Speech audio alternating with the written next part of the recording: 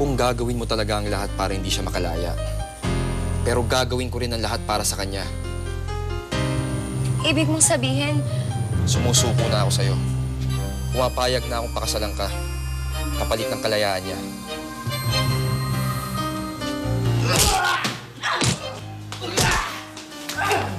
Hindi ko alam na ganito ang gagawin niyo para makatakas. Sige! Magdrama kayo! Hintayin niyo dumating mga kasama niyan, ha? Wala na tayong panahon!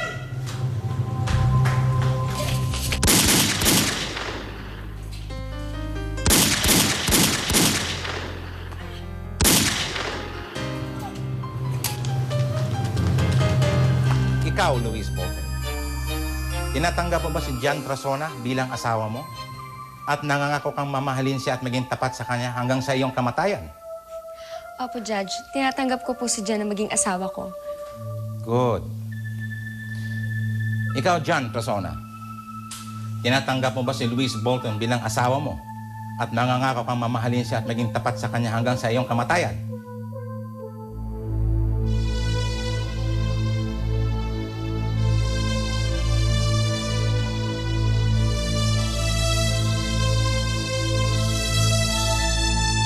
Iho, kailangan mong sumagot.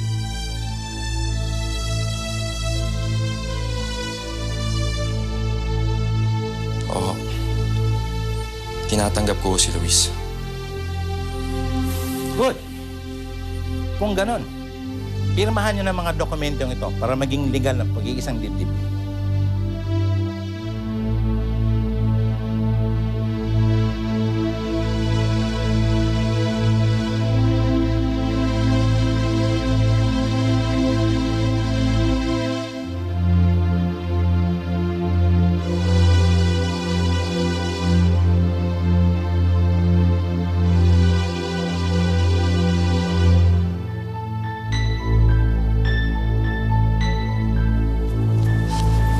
Malayo na tayo.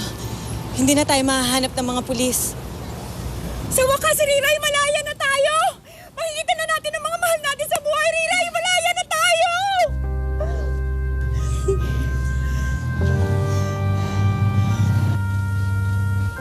Tarik, napapansin namin noon pa, lagi mo nalang binabaliwala si Jopay.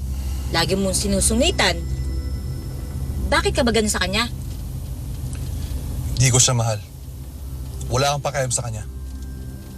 Halata namang hindi mo siya mahal eh. Pero sigurado ka bang hindi mo siya mahal? O baka naman, nagpapanggap ka lang na hindi mo siya mahal.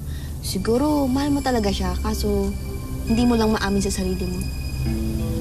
Hindi ko nga siya mahal. Sana nga hindi mo siya mahal. Kasi pag hindi na nakatiis si Jopay, lalayasan ka niya.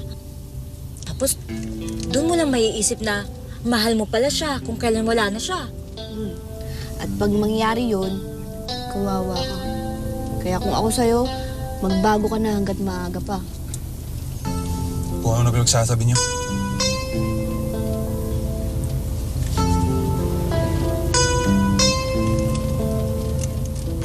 Dad? Dad, bakit ho? Nanaginip ako, Jopay. At ang sama-sama ng panaginip ko. Ano bang napanaginipan niyo? Si Riray. Tinatawag niya ako. Umiiyak siya. Hinihingi niya ang tulong ko. Dad, panaginip lang ho yun. Pero parang totoong-totoo, Jopay. Kaya nga, nagising ako. Dahil sama-sama ng loob kong nakikitang umiiyak ang anak ko. Dad, tulad nga ho ng sinabi ko, panaginip lang ho yun. Tsaka, huwag niyo na hong alalahanin si Riray. Kasi bukas naman ho, dadalawin natin siya, di ba? Ah, si Tarik po pala, umalis siya kasama si Banning tsaka si Buruka. Dadalawin daw po nila si Riray para makamusta nila to. Kaya Dad, huwag na ho kayong mag-alala kay Riray.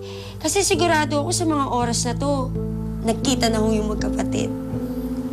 Mabuti naman kung ganun. O sige ho, matulog ho ulit kayo. Sige, Ian. Sir, ano po nangyari dito? Bakit may mga patay sa labas? Nakatakas ang lahat ng preso dito. Pati si Riray, tumakas din siya? Oo, lahat sila. Pero hinahanap na sila ng mga tauhan ko. Kapag hindi sila sumuko na maayos, nanganganib ang buhay nila.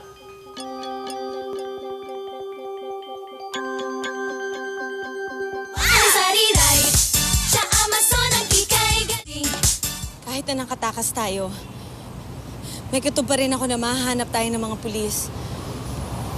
Alam ko yun, Riray, kaya wag na wag ka magpapahuli sa kanila. Ganon din ang gagawin ko. Paano ka magtatago? Paano natin matatakasan ng mga pulis? Hindi ko alam, Riray. Hindi yan ang iniisip ko. Ang gusto ko, makita ko muna ang anak ko. O paano, Riray? Hanggang dito na lang ako kasi malapit na dito ang bahay ng kaibigan na pinag-iwanan ko sa anak ko. Ano bang plano mo, Riray? Gusto kong pumunta kay Jan. Gusto ko siyang makita. Alam kong matutuwa siya pag nakita niya ako. Oo, siguradong matutuwa yun, Riray. O paano? Hanggang dito na lang ako. Kailangan ko nang umalis. Pilar, maraming salamat sa tulong mo. Pati sa pakikipagkaibigan. Hindi kita makakalimutan. Maraming salamat din. Mag-iingat ka palagi, Riray, ha? Mag-iingat ka din.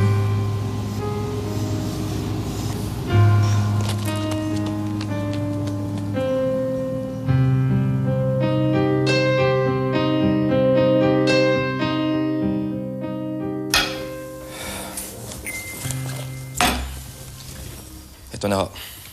Good. Now, yung mga witnesses naman ang pumirma dito.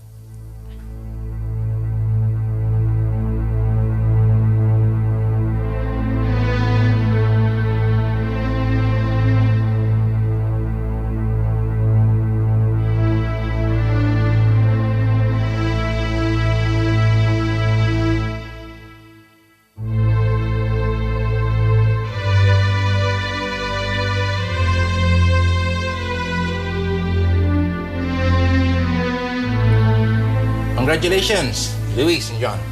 Thank you po. Yan, simula sa gabing ito, mag-asawa na kayo.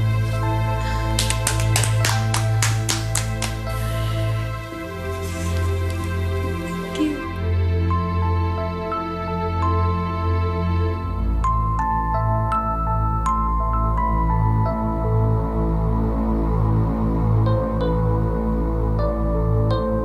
Tingnan mo, Shane, hindi mo na inaayos yung mga halaman. Ang dami-daming tuyong dahon, hindi mo nililinis. Tapos yung mga damo na... Ay, si! Meron ako narinig na balita sa radyo. Oh, ano daw? Ano yun? Tumakas yung mga preso sa Presinto 4. Oh, so? Ay, si ano ka ba? Hindi ba yun yung presinto kung saan nakakulong si Riray? You mean kasama si Riray sa mga nakatakas na preso? Hindi ko alam. Pero knowing Riray, hindi niya naman siguro gagawin yun, di ba? Hindi ka rin nakakasiguro. Alam mo naman yung babaeng yun, utak gubat. Tsaka kasama na sa instinct niya yung lumaban.